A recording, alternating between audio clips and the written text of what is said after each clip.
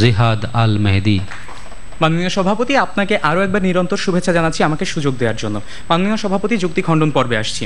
প্রথম যুক্তিতে তাদের ভুলটি ছিল যেটি পক্ষ দলের, সেটি হচ্ছে তারা আজকে কোনো থিওরি দেখিয়ে যেতে পারেননি, যে জায়গাটিতে আমরা একটি থিওরির প্যারামিটার দিয়েছি, the theory of mass culture. মাননীয় সভাপতি, অ্যাডর্নো হকাইমার ফ্রাঙ্কফুর্ট স্কুলের মাননীয় সভাপতি, থিওরির জায়গাটি আজকে তাদের সমস্ত জায়গায় শূন্য ছিল। মাননীয় সভাপতি, দ্বিতীয়ত আমরা বিজ্ঞান নিয়ে আজকে কোনো কথা বলছি না, তারা নিজেরাই বিজ্ঞান কথাটিকে সৃষ্টি করছেন, প্রযুক্তিটিকে সৃষ্টি করছেন, তারাই তাদের যুক্তি খণ্ডনটি করছেন। মাননীয় সভাপতি, আজকে আমাদের জায়গাটি কোথায়? নেই।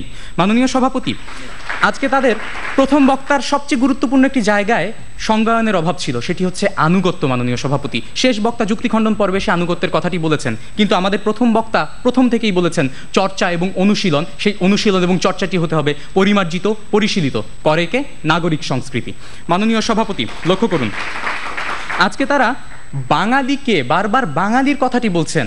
মাননীয় সভাপতি, আমরা যে বাঙালি, আমাদের ভেতরে এই বোধটি কারা ঢুকিয়ে দিয়েছে? সেই বীজটি কে বপন করে দিয়েছে? মাননীয় সভাপতি, 1948 সালের আগ পর্যন্ত আমরা জানতাম না আমরা কি বাঙালি নাকি আমরা অন্য কিছু। মাননীয় সভাপতি, ভাষা আন্দোলন হয়েছে, পরবর্তীতে রবীন্দ্রনাথকে নিয়ে আন্দোলন হয়েছে। মাননীয় সভাপতি, 71-এ মুক্তিযুদ্ধ এসেছে। আজকে এই জায়গাটিতে দাঁড়িয়ে বলতে পারছি, হ্যাঁ, আমরা আজকে এক সূত্রে গাথা, এক প্ল্যাটফর্মে গাথা, ফলাফল নাগরিক সংস্কৃতির। মাননীয় সভাপতি, আজকে আমরা বাঙালি।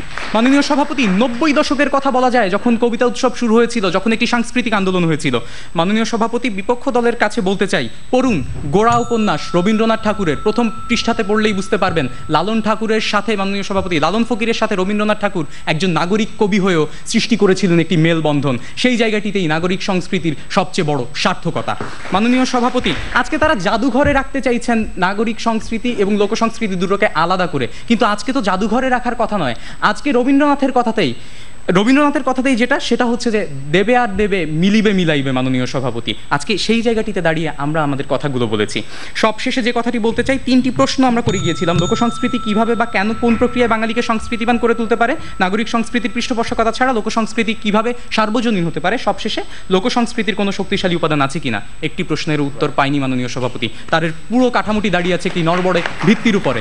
আমাদের জায়গাগুলো থেকে এটাই প্রতিপুষ্ট হয়েছে যে, মাননীয় সভাপতি, আজকে আমাদের যে বিষয়টি, আমরা যে স্ট্যান্ডটি দাঁড় করেছি, এই বিষয়টি যেন আজকে আমাদের পক্ষে যায়। ধন্যবাদ মাননীয় সভাপতি এবং ধন্যবাদ সবাইকে। আমরা